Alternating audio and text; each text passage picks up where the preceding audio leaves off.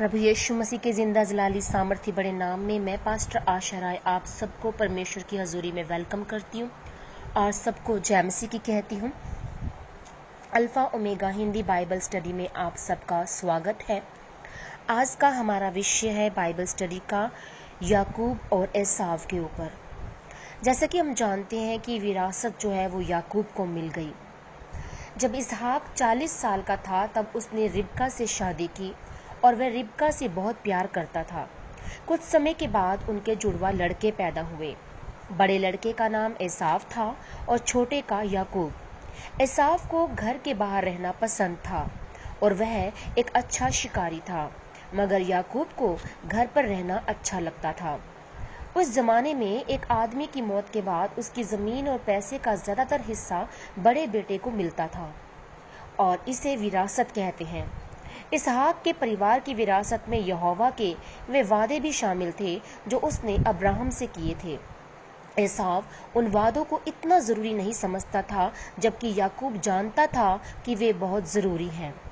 एक बार एसाव पूरा दिन शिकार करने के बाद थक कर घर आया। याकूब खाना बना रहा था।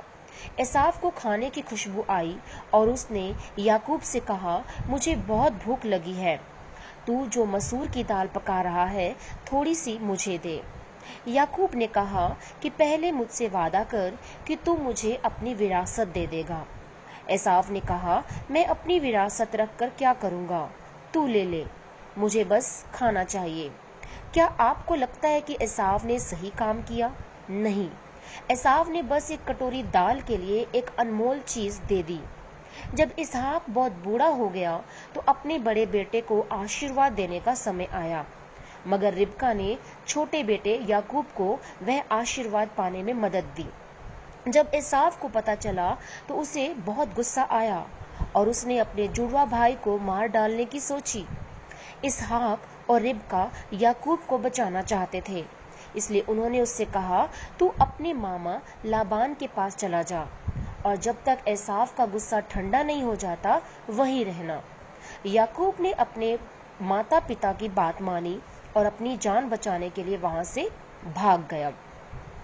जैसा कि मरकुस 8 उसका 36 और 37 वर्ष कहता है कि अगर एक इंसान सारी दुनिया हासिल कर ले मगर अपनी जान कोई गवा बैठे तो उसे क्या फायदा। इंसान अपनी जान के बदले भला क्या दे सकता है। यही जो है याकूब और एसाव के बीच में हो रहा था। आगे सवाल आता है कि एसाव कैसा इंसान था, याकूब कैसा इंसान था, एसाव को मिलने वाला आशीर्वाद याकूब को कैसे मिल गया। ये सब हम देख सकते हैं उत्पत्ति 25 उसका 20 और 34 में कि एसाव कैसा इंसान था, और हम आगे देख सकते हैं कि याकूब कैसा इंसान था। ये हम देखेंगे उत्पत्ति 27 उसका 1 से 28 और उसका 5 वर्ष।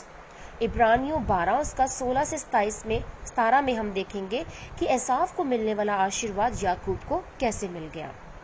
आगे हम देखते हैं कि याकूब और एसाव ने सुलह कर ली। यहोवा ने याकूब से वादा किया कि वह उसे खतरों से बचाएगा, जैसे उसने अब्राहम और इसहाक को बचाया था। याकूब हारान नाम की जगह बस गया। वहां उसने शादी की और उसका एक बड़ा परिवार बना और वो बहुत अमीर हो गया। बाद में यहोवा ने याकूब से कहा कि तू अपने देश लौट आ। इसलिए याकूब और उसका परिवार एक लंबे सफर पर निकल पड़ा। रास्ते में याकूब के कुछ सेवकों ने उसे बताया, तेरा भाई एसाव आ रहा है और उसके साथ 400 आदमी हैं। याकूब डर गया क्योंकि उसे लगा कि एसाव उसे और उसके परिवार को चोट पहुंचाएगा। उसने यहोवा से प्रार्थना की, दया करके मुझे मेरे भाई से बचा ले। अगले दिन याकूब ने एसाव को तोहफे में बहुत सी भेड़ बकरियां, गायें, ऊंट और गधे भेजे। उसी दिन रात को जब याकूब अकेला था तो उसने एक स्वर्गदूत को देखा। वो स्वर्गदूत उससे कुश्ती लड़ने लगा और वे सुबह तक कुश्ती लड़ते रहे। याकूब को चोट लग गई, फिर भी उसने हार नहीं मानी। स्वर्गदूत ने उससे कहा, मुझे जाने दे, मगर याकूब ने कहा, मैं तुझे तब तक नहीं छोड़ूंगा जब तक तू मुझे आशीर्वाद नहीं देगा। आखिर में स्वर्गदूत ने याकूब को आशीर्वाद दिया और अब याकूब को यकीन हो गया कि यहोवा उसे एसाव से जरूर बचाएगा। कुछ समय के बाद याकूब ने देखा कि दूर से एसाव और उसके 400 आदमी आ रहे हैं। याकूब अपने परिवार के आगे आगे चलकर गया और उसने अपने भाई को 7 बार झुककर प्रणाम किया। तब एसाव दौड़कर याकूब के पास आया और उसे गले लगा दिया। दोनों भाई फुट फुट कर रोने लगे और उन्होंने सुलह कर ली।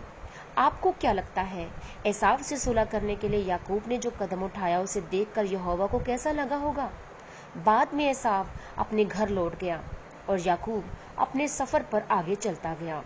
याकूब के 12 बेटे थे। उनके नाम थे रूबेन, शिमोन, लेवी, यहूदा, दान, नप्ताली, गाद, आशेर, इस्साकार, जबूलून, यूसुफ और बिन्यामीन। याकूब के एक बेटे यूसुफ के जरिए यहोवा ने अपने लोगों को बचाया। कैसे, वो हम देखेंगे अगले सेशन में।